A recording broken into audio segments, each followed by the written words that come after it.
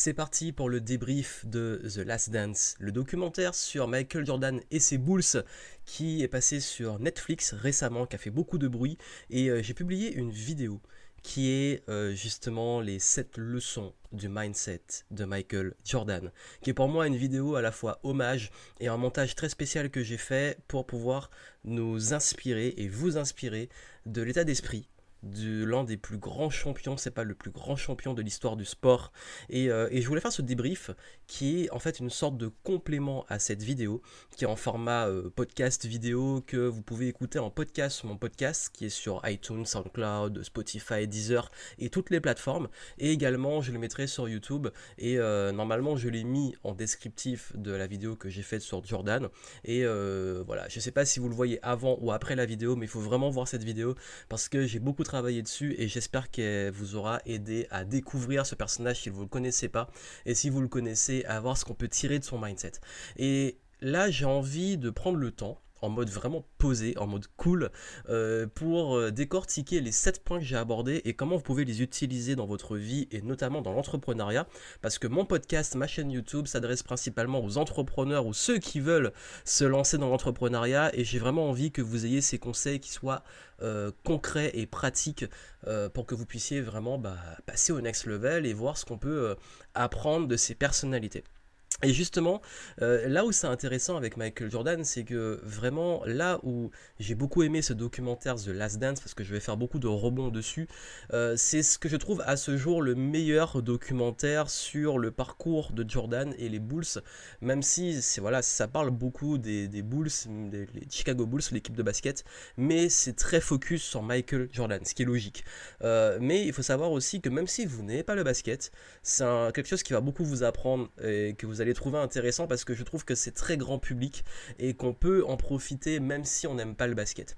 Et au-delà du fait que moi-même je suis un grand fan des Bulls, et ça vous l'avez compris, et de Michael Jordan, beaucoup de personnes que je connais qui ne connaissent pas trop le basket, ont entendu parler de lui, ont adoré ce documentaire parce que justement il y a pas mal de choses qu'on découvre sur les archives, sur les coulisses, et je trouve que c'est vraiment intéressant si vous aimez l'état d'esprit de dépassement, d'entrepreneuriat, de business, de sport.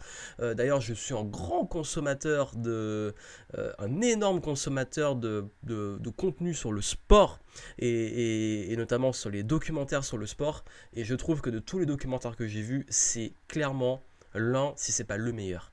Et le meilleur, pourquoi? Parce que je crois que c'est impressionnant qu'ils ont fait tenir ça sur 10 épisodes. Et chaque épisode, j'avais envie de voir la suite. En fait, ils ont publié, au moment où ça a été publié, par épisode de 2, et il y en a eu 10. Donc pendant plusieurs semaines, t'attendais les nouveaux épisodes, t'attendais la suite, et même si on connaît l'histoire, c'était bien monté parce qu'on faisait des retours dans le temps, on parlait de la dernière saison parce que c'était focus sur The Last Dance, qui est la dernière saison qui a été appelée The Last Dance par Phil Jackson, parce que c'était la saison où les Bulls, l'équipe qu'ils avaient, savait que ça allait être disloqué, que des joueurs allaient partir, que l'entraîneur dont je vais parler allait partir. Donc ça peut vous mettre du contexte un petit peu sur le fait que ce documentaire, vraiment, même si vous n'aimez pas le basket, vous allez kiffer. Et si vous aimez le basket, vous allez encore plus kiffer.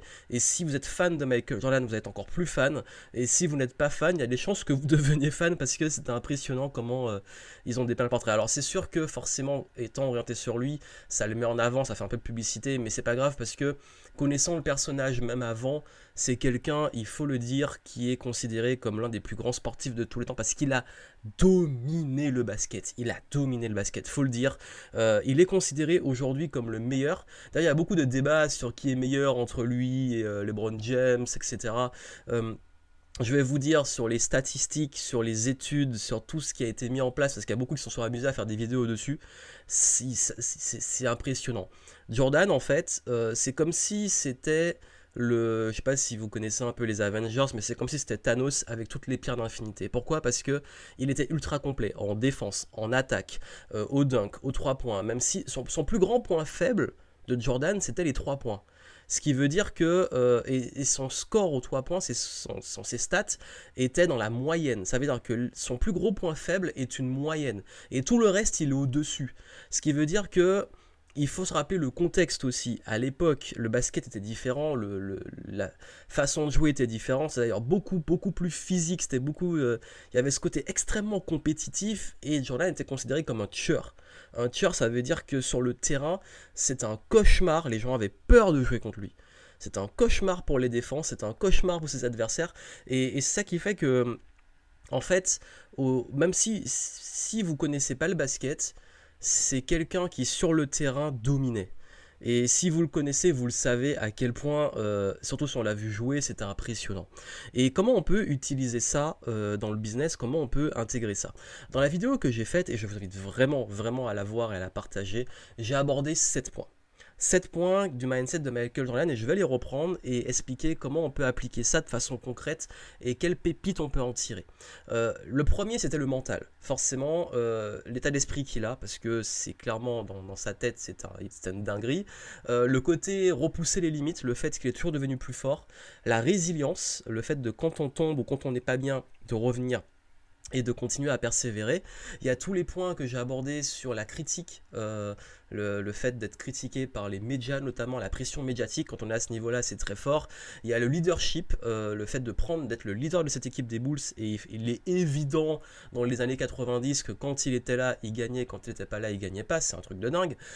L'équipe, la team, parce que c'était une équipe formidable, et puis l'héritage, la légende qu'il a créée, et tout ce qu'il a fait en termes de tout ce qu'il laisse et pourquoi encore aujourd'hui, 20 ans après, 30 ans après, c'est encore une icône parce qu'il a commencé il y a un peu plus de 30 ans vraiment dans la NBA et puis, bon, au moment où je tourne bien entendu, et puis après, le gros des Bulls c'était il y a 20 ans et malgré ça encore aujourd'hui on en parle parce qu'il a laissé quelque chose de dingue au niveau mondial.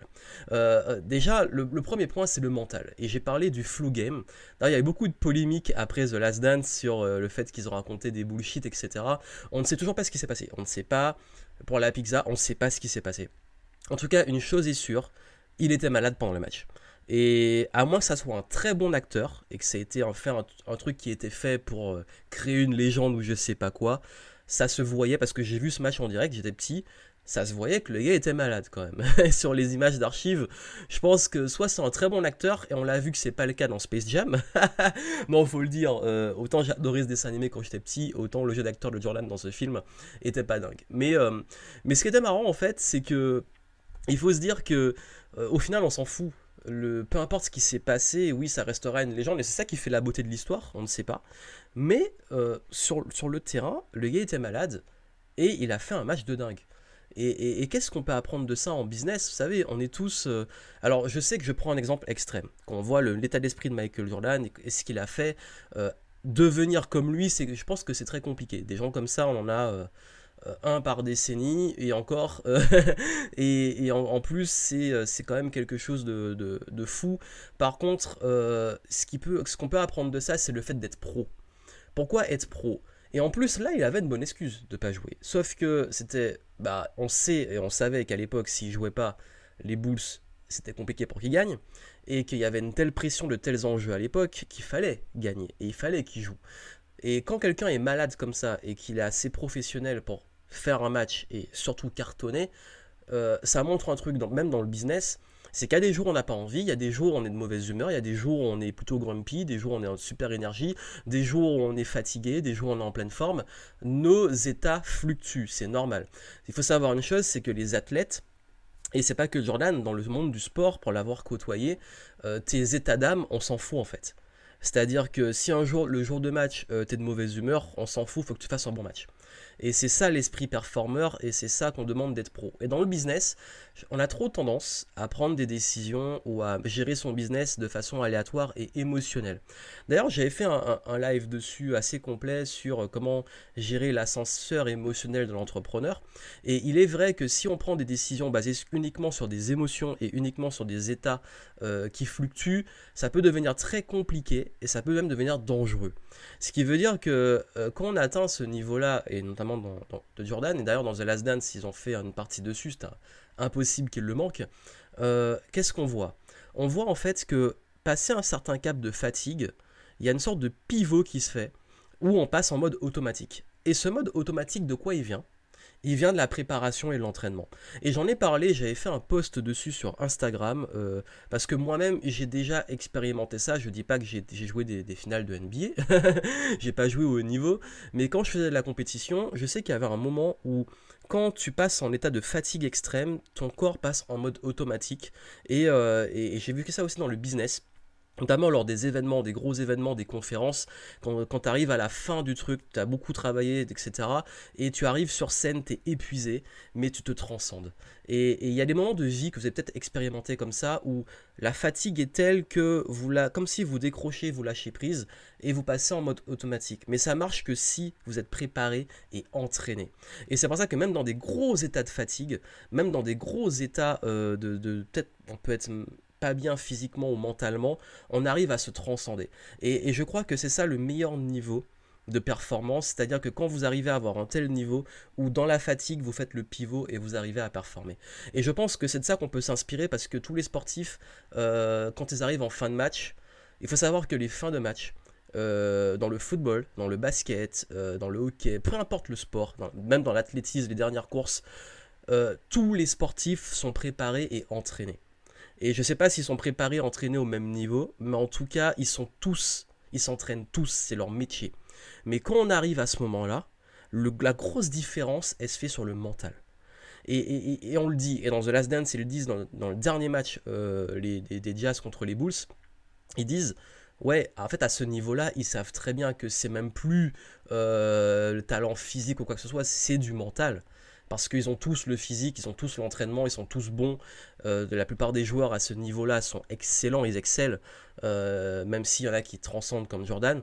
Mais le mental, il va faire la différence. Et le mental, c'est à ce moment-là où le mental prend le dessus. Et dans le business aussi. Dans le business, vous devez apprendre à gérer, c'est ce qu'on dit souvent, c'est une question de mindset. C'est une question d'état d'esprit. Parce que vous avez beau être la meilleure personne du monde, si vos émotions vous foutent en l'air, si à un moment décisif vous perdez vos moyens parce que vous avez peur, parce que vous stressez, parce que vous êtes en colère ou parce que vous êtes triste ou je sais pas quoi, si une émotion vous plombe vos capacités, ça montre que vous n'êtes pas encore au plus haut niveau. Parce que c'est dans ces moments-là, si on revient à l'échelle de l'entrepreneuriat, dans des moments de difficulté, que ça peut être financière, des moments décisifs de votre business, des moments où vous devez assurer sur une scène en conférence, ou des moments de stress, vous devez faire une performance voilà, de prise de parole, ou une performance de lancement, de vente, vous devez signer un contrat qui est ultra important, c'est le moment où vous devez être au top. Et ça demande d'apprendre à gérer vos émotions. Et c'est ça qu'on appelle être pro. Ne pas être pro, c'est les gens qui arrivent, qui débarquent et qui ont tous leurs états d'âme là dont on s'en fout et qui font nappe en fait. Et ça, on n'en veut pas dans le business. Et je sais que ce que je vais dire est horrible, mais il y a un moment, il faut être lucide. Je veux bien qu'on prenne en compte l'humain, qu'il y a des moments dans la vie qui sont difficiles, du deuil, des moments de maladie, etc. Je ne suis pas dans les extrêmes. Je ne vous dis pas que quelqu'un, on s'en fout, il vient de perdre ses parents, il est malade et tout, on va le demander d'être au top du top. Je dis juste que il y a des fois où il y a des personnes qui, pour le moindre petit truc, partent en freestyle dans leurs émotions, alors qu'il faut juste qu'ils soient pros et qu'ils arrivent à faire le minimum. Et ça, et d'ailleurs, oui, on peut aller dans l'extrême. Je vais vous dire, hein, parce que je suis en mode freestyle, on parle à la cool. J'ai déjà assuré des vidéos, des conférences, des webinars au moment où je venais de perdre un proche. Et je l'ai déjà parlé. En 2014, lors de ma série de vidéos tous les jours, j'ai appris le décès de mon grand-père et j'ai tourné des vidéos à l'avance et je suis rentré pour mon deuil. J'ai fait un lancement de produit, j'étais en plein lancement une fois, j'ai appris le décès de ma grand-mère. Encore une autre fois, j'étais en préparation d'événements, j'ai appris le décès de mon autre grand-mère. Et en fait, je l'ai annoncé, je l'ai dit, voilà, je suis pas très bien, mais il y a un moment en fait où quand il fallait faire le truc, bah j'avais un engagement, je l'ai tenu, et puis après, mais je vous demande pas de devenir un robot et tout, on est des êtres humains. Je dis juste qu'il y a déjà des moments dans ma vie où même les trucs les plus horribles, j'ai perdu ma mère l'année de mon bac, je suis retourné en cours, il y a des fois où j'étais pas bien, mais j'ai continué à bosser pour avoir mon bac. Je vous dis en fait, c'est ça, c'est que Je sais que c'est des moments difficiles, mais c'est là où on apprend. Et d'ailleurs, il y a un truc très intéressant qu'on voit dedans, c'est que le fait que on soit occupé et qu'on fasse un truc, même dans les moments de vie difficiles, ça qui nous maintient aussi. Donc, il faut trouver un équilibre, certes, mais soyez pas la personne qui, à la moindre contrariété, au moindre challenge, perd tous ses moyens et fout tout en l'air. Et prenez soin de vous. Soyez transparent quand ça va pas, s'il le faut. Il y a des situations de la vie qui sont dures et je le comprends. Moi, quand quelqu'un me dit, ben voilà, j'ai mon enfant qui est malade, j'ai des trucs comme ça, etc., dans mon équipe, il n'y a pas de souci, prends le temps, c'est le plus important. Et je dis jamais faites attention à ce que je dis, hein, j'ai pas dit le contraire, hein. Maintenant, faut mettre des pincettes parce que des moindres trucs qu'on dit, ça part en vrille. Je dis juste que euh, il y a aussi, voilà, il y a un temps pour tout, mais vous pouvez aussi apprendre à être pro et à prendre sur vous, même dans les pires situations, quand vous devez assurer et qu'il y a des enjeux. Et moi, je vous donne mon exemple, je ne dis pas que c'est forcément le meilleur exemple à suivre, mais j'étais été dans une situation où c'était la merde, c'était le chaos, et c'était parfois même du deuil, où j'ai pris un engagement et j'ai dû assurer, j'ai terminé l'engagement et ensuite j'ai géré ça. Et même j'ai géré en même temps, mais dès que j'arrivais, j'allumais la caméra ou je mettais le live, j'étais pro. Après, je disais parfois, ben voilà, j'ai un challenge en ce moment, je suis pas forcément au top, mais j'ai pris un engagement pour vous et je vais aller au bout. Et c'est ça en fait qu'on peut apprendre, parce que dans le business, vous allez avoir des merdes, dans votre vie perso, etc. Mais restez, vraiment le message, c'est rester pro. Je dis pas d'être une machine qui est tout le temps pro, et qui est tout le temps, qui doit pas avoir d'émotions. Je dis juste apprenez à gérer ses émotions. Et le jour où vous arrivez à gérer ça, et même vos énergies, vos états, bah vous passez à un next level, vous passez à un autre niveau. Et même dans les gros états de fatigue, il y en a, bah, ils sont complètement KO. Et il y en a, ils ont un second souffle et ils passent à un autre level dans ces moments-là. Donc c'est ça qui fait la différence entre amateur et professionnel. Voilà. Première leçon sur le mental. Deuxième leçon, le fait de repousser les limites. Vous savez, comme je l'ai dit, c'était un tueur sur le terrain, c'était un compétiteur, c'était considéré même comme... il y avait ce côté presque animal de l'instinct tueur. Vraiment ce côté, le gars, dès qu'il arrive sur le terrain, il a sa liste de joueurs à abattre.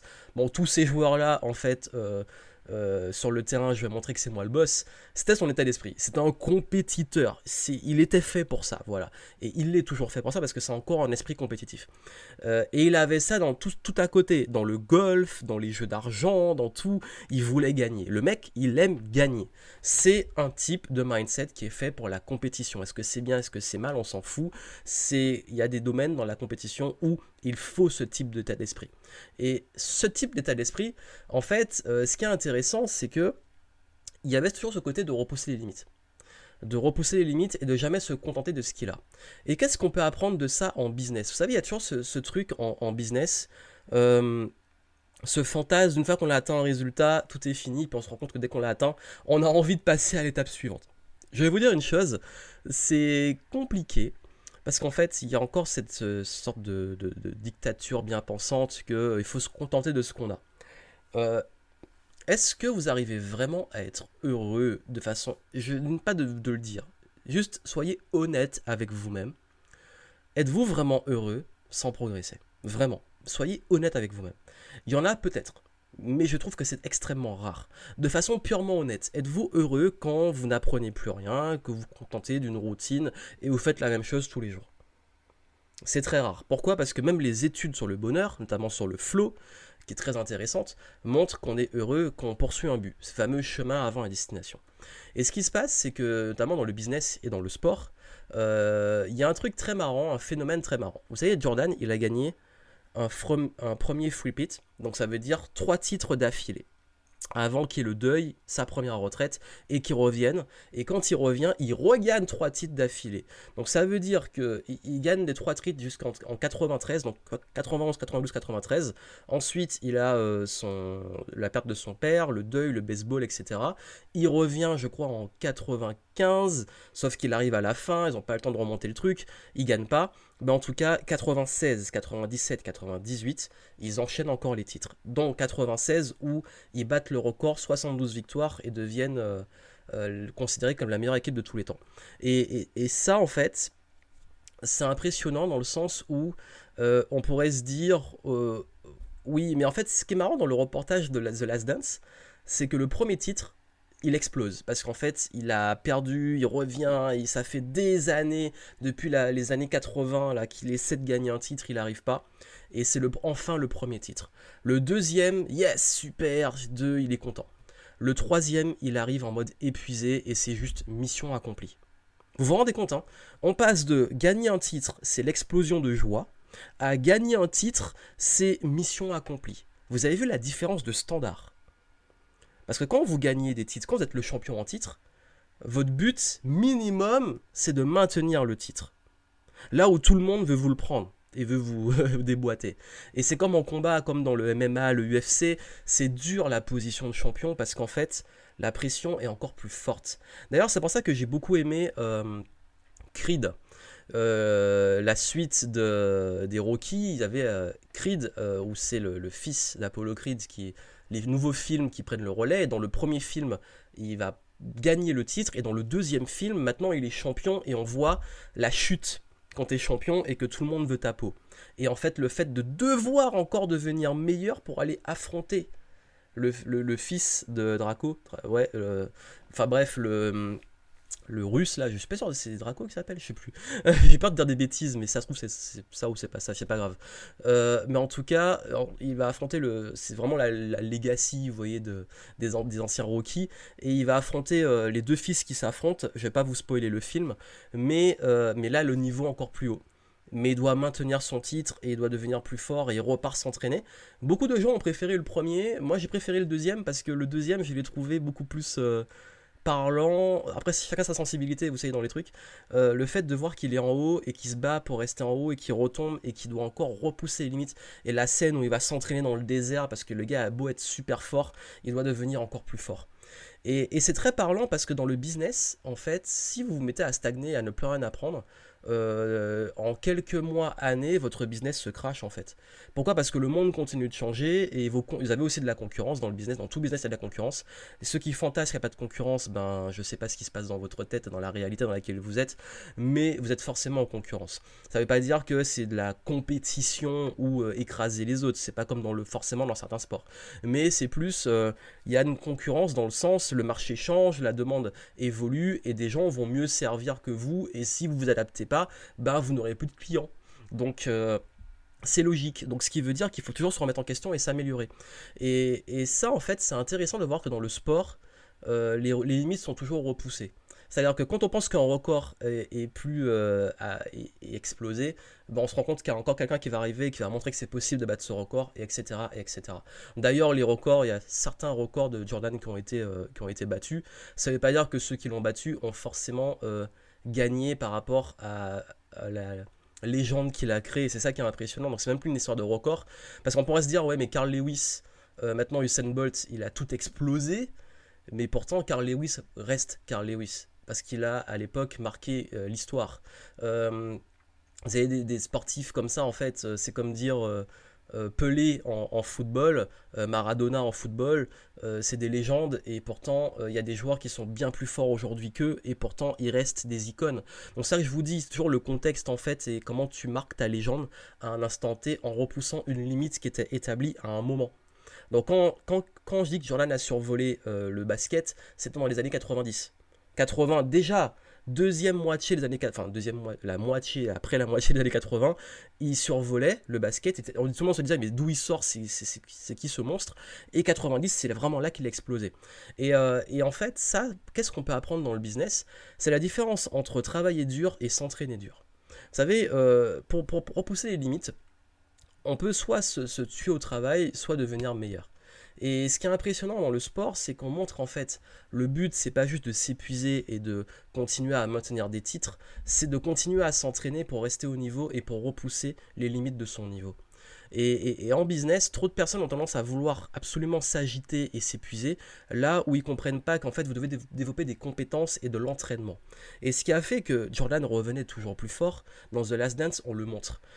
Quand ils perdent contre les Pistons début des années 90, avant leur premier titre, ils se rendent compte qu'en fait les Pistons à l'époque c'était un peu les bad boys, c'était l'équipe ultra physique. Les mecs étaient balèzes physiquement et ils écrasaient leurs adversaires physiquement et les blessaient même. Et il y a un moment, ils se sont dit, bah, si on veut les battre, il faut revenir plus fort. Pendant tout l'été, Jordan et sa team, ils se sont entraînés physiquement. Ils ont fait de la muscu. Ils sont revenus. Ils étaient... En fait, d'ailleurs, physiquement, on voit hein, Jordan avant, qui était un petit peu plus svelte. Enfin, c'est même pas svelte, le mot, c'est tout fin. Et là, il revient, il a beaucoup plus de muscles. Et quand il revient et qu'il gagne le titre, il les écrase physiquement. Ça se voit. Là, et physiquement, on peut plus l'arrêter. Parce qu'en fait, les Pistons, le but, c'était d'arrêter Jordan. De l'empêcher de sauter, de l'empêcher de voler. Vous savez, Air Jordan. En fait, la consigne, c'était garder ses pieds au sol. Parce que s'il s'envole, c'est fini. Et en fait, bah, qu'est-ce qu'il a fait? De devenir plus fort. Et les gars n'arrivaient même plus à le retenir au sol. C'est un peu métaphorique, mais c'est ça. À la fois métaphorique et réel. Et ce qui s'est passé, c'est que quand vous arrivez à ce niveau-là, euh, Jordan n'a pas arrêté de monter en niveau. Après, il se met au baseball. Quand il se met au baseball, vous imaginez en fait, le truc qui se passe, c'est que quand vous faites du baseball, vous changez de sport, c'est pas les mêmes muscles, c'est pas le même travail. Donc il a perdu euh, déjà en quelques mois, qu'on est un athlète, on perd très vite ses muscles. Et le fait qu'il passe d'un sport à l'autre et qu'il revienne au basket, c'est ultra impressionnant. Et vous savez, ce qui est marrant, et il le montre dans The Last Dance, c'est que quand il reprend le basket, qu'est-ce qu'il fait pendant le tournage de Space Jam? Il y a un moment où il s'entraîne avec tous les autres champions de la NBA. Quand je dis champions, les gros joueurs, quoi. Les gros athlètes. Patrick Ewing, Charles Barkley, toute la bande en fait. Reggie Miller et compagnie. Et il y a un truc qui est très marrant, c'est que les mecs qui viennent s'entraîner avec Jordan, mais en fait c'est la plus grosse connerie de leur carrière, j'ai l'impression. Pourquoi? Parce que tu as un tueur, tu viens t'entraîner avec lui, mais qu'est-ce qu'il va faire? Il va observer ton jeu, il va voir ton niveau, il va sonder, il va scanner tous les joueurs. Et qu'est-ce qu'il va faire la saison suivante? Quand il va revenir, il va déboîter tout le monde et battre les records. Donc ça montre en fait que il y a ce côté vraiment toujours continuer à s'entraîner. Et quand il perdait, et quand, en fait c'était très marrant, et dès qu'un joueur le dominait sur un match, parce qu'il y a des moments où il y a des joueurs qui l'ont empêché de jouer. Bah, d'ailleurs, Reggie Miller, Gary Payton, tout ça, il y a des moments où ils ont dominé Jordan. Il y a un match clé, un moment, ils ont dominé Jordan. Défensivement, etc., ils ont brillé.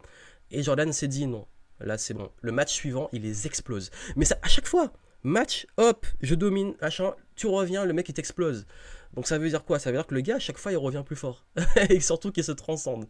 Donc ce qui veut dire que, ouais, c'est cette notion de toujours rester en mouvement et en progression. Et même dans votre vie, je pense que c'est intéressant de voir ce sur quoi vous pouvez évoluer. Après, l'avantage dans le basket, c'est qu'ils évoluent sur un domaine clé. Bon, même s'ils évoluent mentalement, musculairement, physiquement, il y a des muscles qui travaillent et tout, la technique, etc. Mais au-delà de ça, si on l'applique au business, soyez toujours en mouvement. C'est ce que je dis, soyez toujours en mouvement, tout ce qui stagne pourri. Et même si soit vous évoluez sur votre business, essayez toujours de chercher à vous améliorer, à vous remettre en question, à être dans le flow en fait, dans le flow même de l'évolution du monde. Vous savez, la nature, le monde évolue sans cesse. Et c'est l'art de s'adapter. Parce que une espèce qui n'évolue pas, elle meurt. Une espèce dans la nature qui n'évolue pas, elle meurt. Votre business, s'il n'évolue pas, il meurt. Donc il y a cette notion de mouvement. Chacun à son échelle, il y en a, ils veulent péter les scores, etc. Go, c'est ton mindset. Si tu as un mindset plus tranquille, tu veux juste ton truc qui marche bien, tu vas quand même devoir continuer à évoluer. Donc continue d'apprendre, continue de t'améliorer, et puis vois ce que tu peux améliorer dans ta vie, la santé, les relations, le business, l'argent, et continue, ne reste pas statique en fait. Si t'es statique, t'es mort. Et troisième point, la résilience. Donc là, ça ira un peu plus vite parce que je l'ai abordé un peu dans le fait de se remettre de se mettre en mouvement. La résilience, en fait, vous savez, c'est... Pour ça, on se rend compte que ceux qui ont eu une vie difficile, ils ont la dalle. C'est dingue, hein. Plus on avance, je pense que, et vous êtes nombreux, et je vois ça beaucoup, même dans ma clientèle, qui ont vécu des moments difficiles, bah ouais, quand je parlais du deuil, quand je parlais d'une enfance qui n'a pas forcément été toujours rose, des trucs comme ça. Et je sais que, bizarrement, les gens qui ont des moments très durs dans leur vie, ils ont faim. Pourquoi? Parce que quand tu as bouffé de la merde, tu as envie de réussir. Et je trouve que c'est intéressant de voir aussi d'où viennent ces joueurs. Alors, Jordan, j'ai pas l'impression qu'il a été ultra malheureux dans son enfance, mais n'a pas non plus roulé sur l'or. mais il a quand même une famille qu'il a bien encadrée apparemment, ça avait l'air assez sain. On connaît pas tous les détails, mais ça avait l'air plutôt sain. Mais quand même, il a perdu son père et malgré ça, il est revenu encore plus fort. Mais il y a aussi, par exemple, Scottie Pippen, qui a eu une enfance, voilà, une famille qui roulait pas sur l'or, et de voir en fait que, d'ailleurs, c'était triste qu'il soit pas aussi bien payé que les autres. Ça, c'est dans The Last Dance, ils en parlent, hein, du fait que Pippen n'avait pas un salaire digne du niveau qu'il avait, alors qu'à l'époque, il était considéré comme au moins dans le top 5 des meilleurs joueurs de la NBA. Donc, ce qui fait que c'est un peu dommage. Mais en fait, il explique que, ben ouais, en fait, sa famille, il fallait qu'il le mette bien, donc il a accepté, il a pris ce qu'il pouvait prendre. Mais ce qui est impressionnant, c'est de voir que tout ça derrière, ben, c'est des gens qui ont réussi à faire de toute leur galère une force. Et c'est le troisième conseil, le gros truc, c'est quel que soit ce qui se passe dans votre vie, ou les difficultés ou les faiblesses que vous avez, la meilleure façon de pouvoir progresser, c'est d'en faire une force. Et même les trucs les plus durs. Ce dont je vous ai parlé avant, les pertes de proches, etc., on le vit tous à un moment clé de notre vie. Certains, ça arrive très tôt, d'autres plus tard, mais on va tous le vivre. L'être humain n'est pas immortel. Et je sais que sur le coup, c'est très dur et il y a un deuil à faire, etc. Mais je sais que ensuite, ça te donne une sorte d'envie de reprendre, de vivre, de résilience qui fait que tu... Je sais pas, c'est comme si en fait, toutes ces douleurs, au bout d'un moment, ça te rend plus fort. Tu apprends à mieux gérer. Pareil, j'ai fait une vidéo où j'ai parlé que j'ai vécu le harcèlement. Ça a été avec le recul, c'est ça qui m'a créé aujourd'hui. J'ai gagné confiance, je suis devenu plus fort, etc. Après, je sais, ça peut arriver que des moments durs vous foutent en l'air. Et il y a des gens qui, c'est une dégringolade. Et chaque moment chaque personne est différente, chaque vécu est différente. C'est ça que je peux pas donner une formule miracle. Je dis juste que beaucoup de personnalités ont montré que les pires moments, il y a aussi des histoires de personnes qui ont vécu dans les camps de concentration, des personnes qui ont été emprisonnées, des personnes qui ont vécu des grosses injustices, etc. Et j'en connais aussi, d'ailleurs, qui ont vécu des grosses injustices, qui ont eu parfois même leur famille assassinée, des trucs horribles.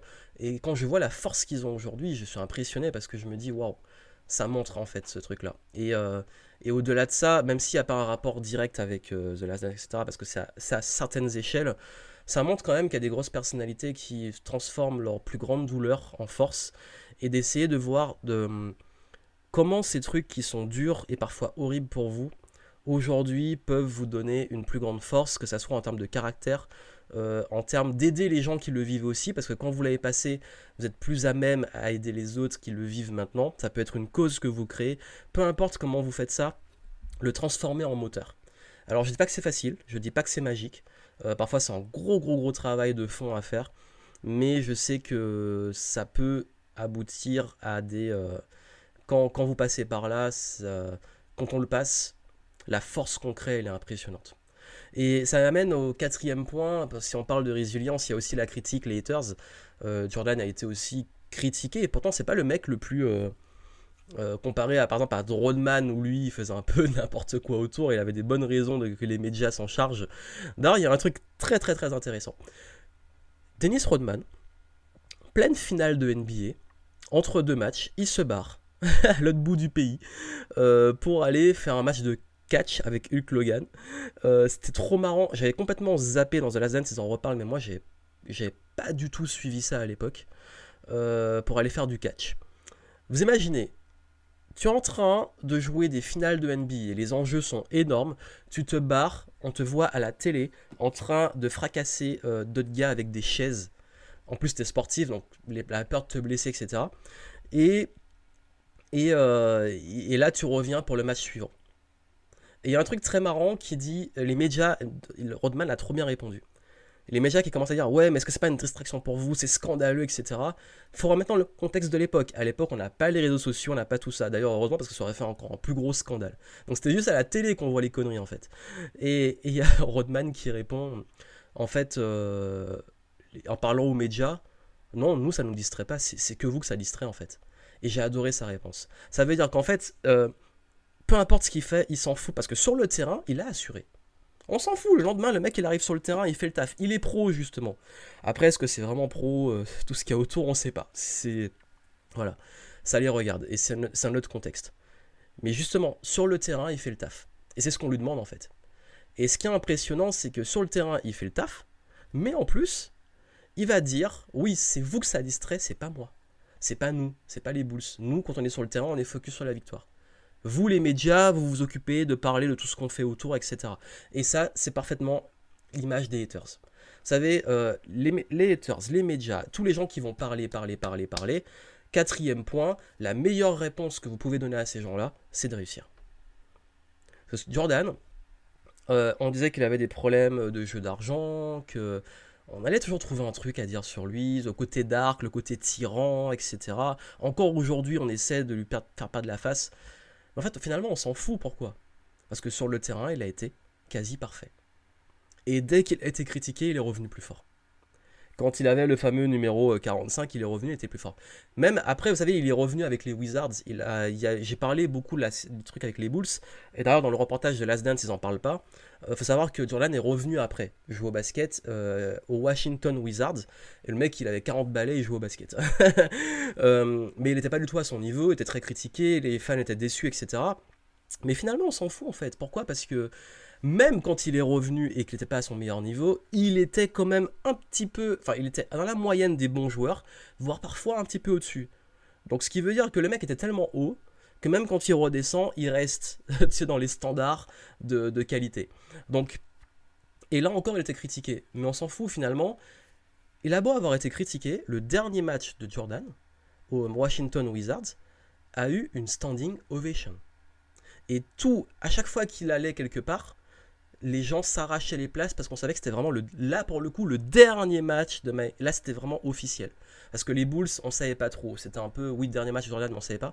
Mais là c'était annoncé qu'il prenait sa retraite définitive. Il revenait plus dans le basket. Et les gens venaient et il y avait des standing ovations. Il y avait des hommages. Tous les plus grands joueurs. Le dernier match qu'il joue c'est contre l'équipe d'Iverson, les Sixers. Et Iverson, qui est l'un de ses plus grands fans et qui est un mes joueurs préférés aussi, qui est une icône plus culturelle aussi que basket, mais au basket il est excellent aussi, qui lui rend hommage, il y a toute l'équipe qui lui rend hommage, il y a toutes les stars de la NBA qui lui rendent hommage, et encore aujourd'hui il est ultra respecté, il a eu la médaille qui a été remise par le président Obama, bref, le mec il a plus rien à prouver, et pourtant il est critiqué. Ça veut dire quoi? Ça veut dire que la meilleure réponse du monde, ben, continuez. Vous savez, les chiens à bois, la caravane passe. Quand les médias le démontent, quand tout le monde essaie de lui tirer dans les pattes, et d'ailleurs ça l'a saoulé, il y a un moment, il était fatigué en fait. Il s'est coupé du bruit. Quand il a dit je suis fatigué, voilà on parle trop, le fameux troisième match, la troisième victoire, c'est bon on est épuisé, mais il y a aussi une pression mentale en fait.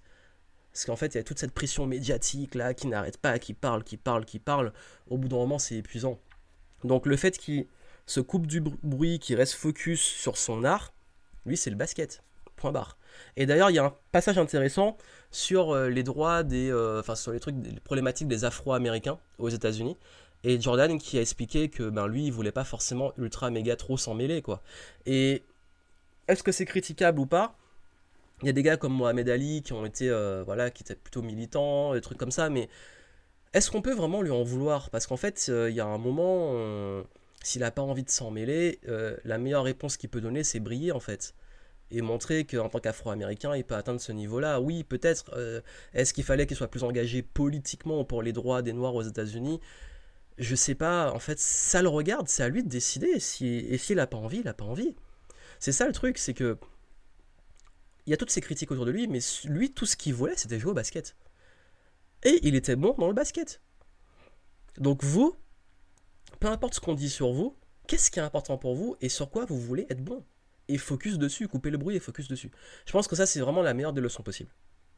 Cinquième point, le leadership. Le leadership, c'est l'art de prendre ses responsabilités. Je l'ai beaucoup parlé dans la vidéo. Le fait de prendre ce dernier shot, il y a des moments où il y a des fins de match. Il a pris le dernier tir, il a marqué. Il y a des moments en fin de match où il fait la passe, et c'est l'autre qui marque. Et ça, c'est ultra intéressant. Pourquoi c'est ultra intéressant? Parce que on se rend compte qu'en fait, à ce niveau-là, t'es obligé... Ouais, il y a des moments où quand tu es le leader, tu prends tes responsabilités. Et en business, en entrepreneuriat, prendre ses responsabilités, c'est quasi indispensable. Oui, il était vu comme un tyran, oui, il était beaucoup critiqué, mais qu'est-ce que ses coéquipiers disaient? c'est que même quand il y avait des conflits, etc., il disait quand même que ouais, mais en fait, c'était le prix à payer pour avoir le titre. Et qu'il demandait jamais aux autres de faire ce que lui faisait pas. Donc, tu peux te permettre quand t'es à ce niveau-là. Si t'es en dessous et que tu critiques et que tu gueules sur les autres, tu seras pas pris au sérieux. Mais si tu excelles et que tu demandes aux autres, tu les pousses pour qu'ils excellent, tu seras beaucoup plus respecté. Et c'est ça la notion de respect. Le leader, le respect. Le respect, il se gagne. Et d'ailleurs, tous ses coéquipiers ont gagné son respect. Et ça, et je crois que c'est ultra important. Et je voulais parler de Phil Jackson. J'en ai pas beaucoup parlé parce que ma vidéo c'était sur Michael Jordan. Mais Phil Jackson, faut pas oublier un truc. Le mec, Phil Jackson, euh, il a gagné 6 titres avec les Bulls. Et après, il a gagné 5 titres avec les Lakers. Ce qui veut dire que c'est pas n'importe qui. Et il a fait un truc qui était fort, c'est qu'il faut savoir qu'à l'époque, beaucoup d'équipes de basket avaient des conflits en interne. Et encore aujourd'hui, c'est très dur de maintenir une équipe. En plus, quand vous avez des gros égos, comme les stars de la NBA, ils ont des égos surdimensionnés, il faut le dire. À ce niveau-là, il y a des batailles d'égos. Et quand il y a des égos comme ça, les gérer et maintenir en groupe autour de, il faut le dire, oui, Michael Jordan avait de l'ego, il faut le dire, oui, c'était clair et c'était évident. Mais cet ego, il fallait le gérer dans un groupe. Et comment, quand tu es toujours dans l'ombre d'un gars comme ça, réussir à maintenir une équipe au top, je dis pas, j'imagine même pas les coulisses de la complexité du travail. Et quand il a ensuite géré des égos comme Shaquille O'Neal et Kobe Bryant, d'ailleurs il y a eu un conflit vers la fin entre Kobe et Shaq, tu te dis ouais, faut gérer ça. Et en fait, maintenir le groupe et réussir à avoir un groupe qui tient sur toutes ces années 90, même s'il a changé. Hein. À un moment de la retraite de Jordan, il y en a beaucoup qui sont partis. Et c'est plus Pippen qui est vraiment Pippen Jordan qui est vraiment le noyau dur qui est resté. Mais après, si on prend la deuxième génération, le deuxième free-pit des Bulls, avec Rodman, Jordan, Pippen, Steve Kerr, toute la bande en fait là. Il y a tellement de noms que il y a toute la bande à Kukoc, comment il s'appelle encore, j'ai les trous de mémoire. Tous les joueurs de ces Bulls. En fait, c'est impressionnant de voir que ce groupe s'est maintenu en fait. Et ça, c'est très compliqué en NBA. Hein. Ça a bougé beaucoup hein, dans les équipes et tout. Et je crois que c'est ça qui est impressionnant. D'avoir réussi à avoir un leader qui a maintenu ses équipes et qui a réussi à élever tout le monde. Et ce leadership, là où ça a été fort, et je vais focaliser sur le leadership au-delà de Jordan dont j'ai parlé dans la vidéo, de Phil Jackson. Vous savez, le fameux last shot dont j'ai parlé, le dernier tir. Il y a un moment en fait dans ce truc-là, dans The Last Dance, il monte les coulisses, et il montre Phil Jackson qui dit qu'il prend pas de temps mort. Ne pas prendre de temps mort en Game 6, au moment où... En fait, je vous explique pourquoi il n'a pas pris de temps mort. Le temps mort en basket, dans les dernières secondes, souvent les équipes prennent des temps morts. Il y a tout l'aspect stratégique pour pouvoir marquer ou alors maintenir le score de la meilleure des façons. Ces moments-là sont ultra décisifs. Là, il décide de ne pas prendre de temps mort pour ne pas laisser la chance aux adversaires de se préparer. Parce qu'il a extrêmement confiance en Michael Jordan et en son équipe pour pouvoir gérer ça. Et surtout qu'ils ont toute l'expérience. Parce que le leadership, c'est l'expérience pour gérer ce moment-là. Et toute la dernière séquence, qui est une des plus grandes séquences de l'histoire du sport, parce qu'en fait, les deux équipes passent devant, et ça se joue à rien, ça va se jouer sur un tir, en fait. Parce qu'il faut savoir que quand Jordan met ce fameux last shot, et que les Bulls prennent le dessus, il y a Stockton derrière, qui lâche un 3 points, sachant que c'était l'un des meilleurs tireurs aux 3 points de l'époque. Il y a eu un gros silence au moment de voir la balle qui vole et qui repart et qui ne rentre pas parce que s'il la met, les Jazz gagnent. Et tout ce moment-là, Phil Jackson n'a pas pris de temps mort. En se disant, il ne veut pas laisser le temps aux autres de se préparer. Donc ça, c'est pour vous dire à quel point le sang-froid, dans ces moments-là, tout le monde, tous les entraîneurs prennent des temps morts et c'est des moments extrêmement compliqués et des moments extrêmement décisifs et des moments où tu peux être terrorisé. Et là, le gars, il se dit, non, on va au bout. et il avait assez confiance pour savoir que qu'ils allaient gagner en fait.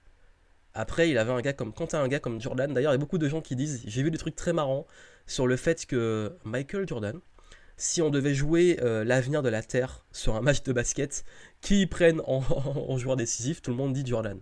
Parce qu'on savait que dans ces moments-là, en fait, c'est lui en qui on pouvait avoir 100% confiance. Et d'ailleurs, c'est très parodié dans Space Jam, où c'est lui aussi qui prend le leadership. Donc du coup, ouais, être un leader, c'est prendre ses responsabilités, et savoir prendre des décisions décisives dans des moments de stress. Mais après, il faut savoir aussi, sixième point, qu'il y avait une équipe, la team, formidable. D'ailleurs, Pippen, faut dire que c'est un peu le gars sous-évalué, que ce soit en termes de salaire, de reconnaissance, tout. Ça m'a fait de la peine à l'époque parce que le mec c'était un monstre, quoi. C'était un très grand joueur, mais le plus grand problème de Pippen, mais je sais pas en fait si c'est un problème ou s'il fallait qu'il soit avec Jordan, bah, ça a été d'être peut-être dans l'ombre de Jordan, mais est-ce qu'il aurait autant brillé s'il n'y avait pas eu de Jordan? Je sais pas en fait. Leur relation est très particulière, mais c'était assez marrant. Rodman, qui était l'un des plus grands défenseurs de la ligue, et qui est aussi, voilà, qui était un tueur sur le terrain, mais qui avait à côté tout ce côté what the fuck, on peut le dire. D'ailleurs, c'était très marrant parce que dès que je voyais les matchs des Bulls, c'était savoir quelle va être la couleur des cheveux de Rodman. Il y avait aussi un Steve Kerr qui. Bah, en fait, il faut savoir que ce joueur-là, il a 8 bagues NBA. Steve Kerr, ce fameux. Qui était pas très, il était reconnu, mais pas tant que ça. Il a gagné 3 titres avec les Bulls. Il a gagné 2 titres avec les Spurs. Et il a gagné 3 titres en tant qu'entraîneur des Golden State Warriors, qui sont beaucoup plus récents. Donc ce qui veut dire que le mec a gagné 8 titres NBA. 5 en tant que joueur et 3 en tant qu'entraîneur. Donc c'est pas n'importe qui, le mec il connaît le basket. Et vrai, en fait, toute cette équipe des Bulls sont devenus des légendes. Jordan, parce que voilà.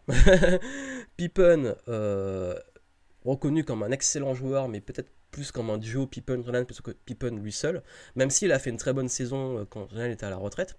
Vous avez également Steve Kerr voilà, qui est maintenant extrêmement capé et qui a fait ses preuves.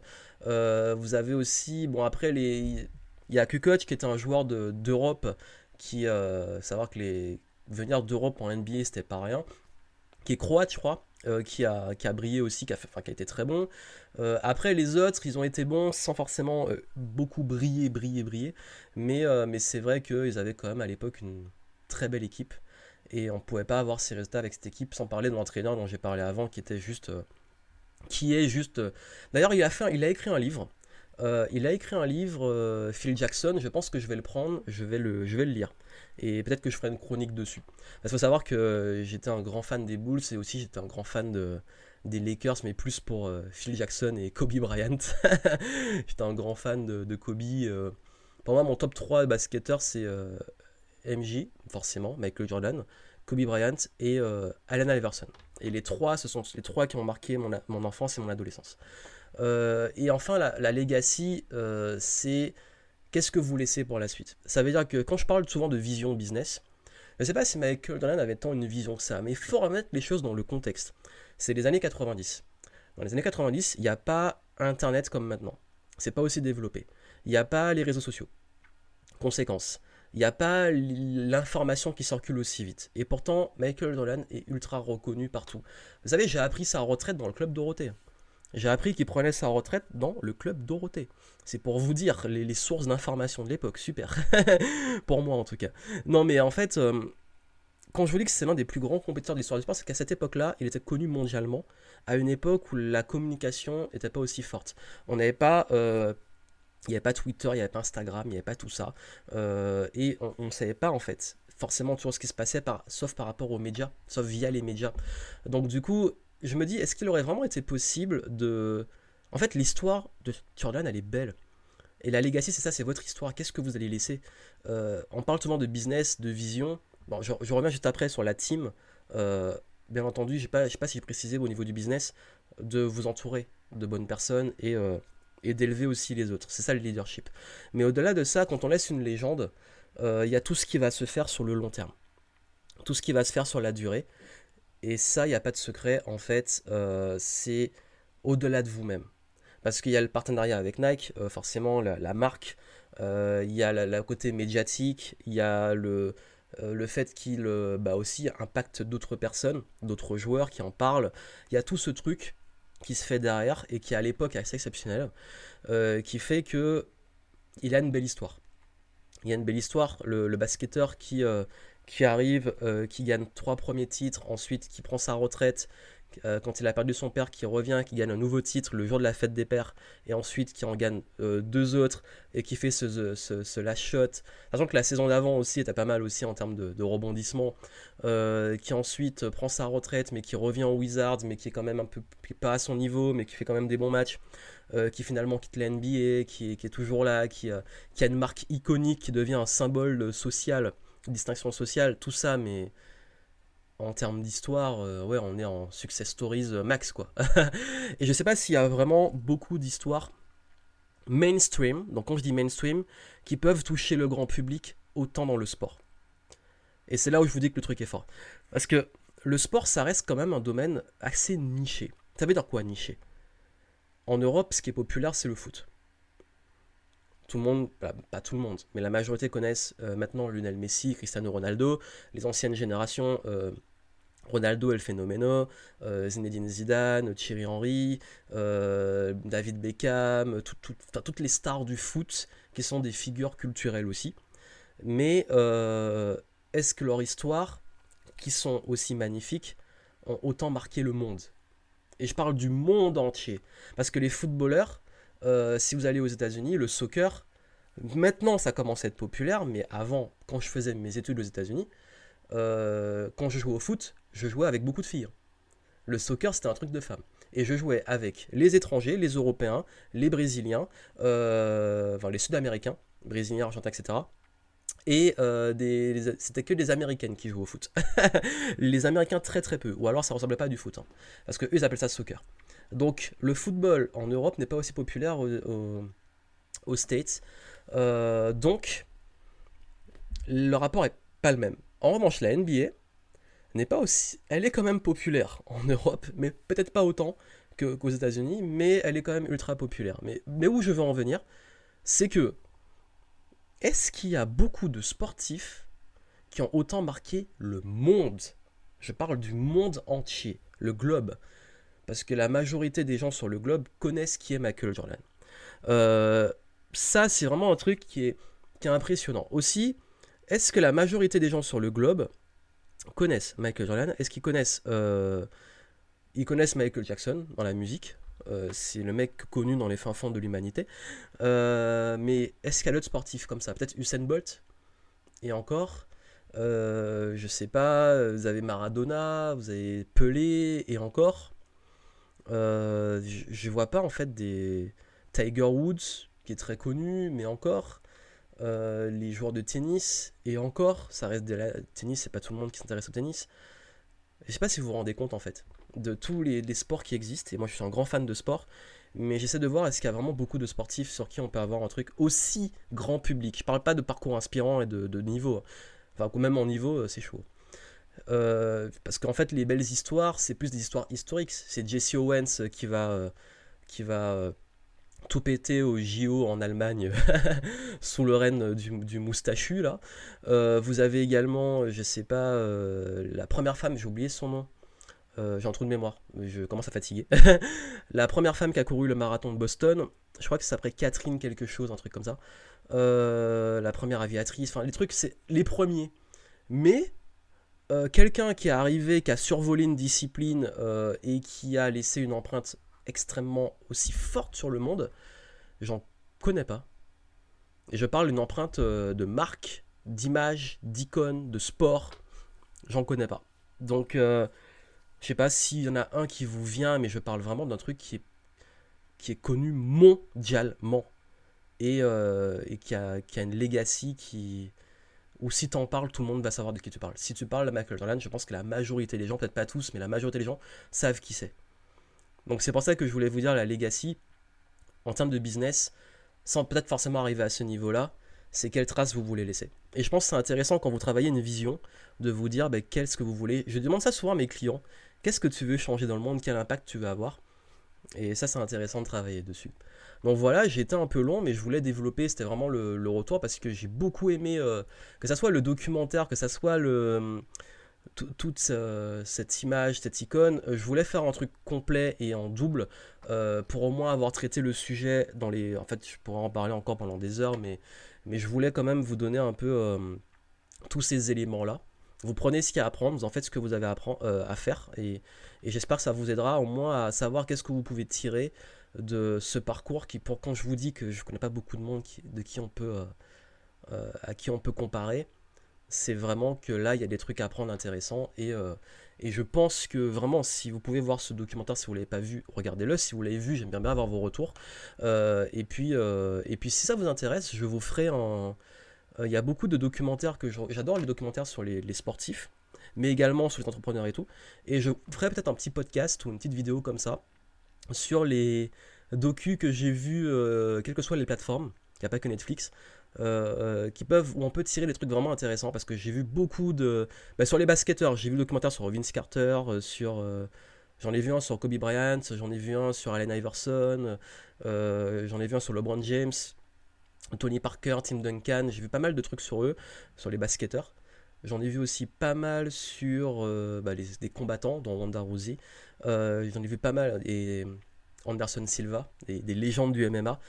J'en ai vu pas mal aussi sur pas mal des footballeurs. Il y a celui sur Griezmann, il y a celui, j'en ai vu sur Zidane, sur Thierry Henry. Enfin bref, je pense qu'il y a pas mal de trucs à dire sur des documentaires de parcours inspirants dans le sport, mais aussi d'entrepreneurs.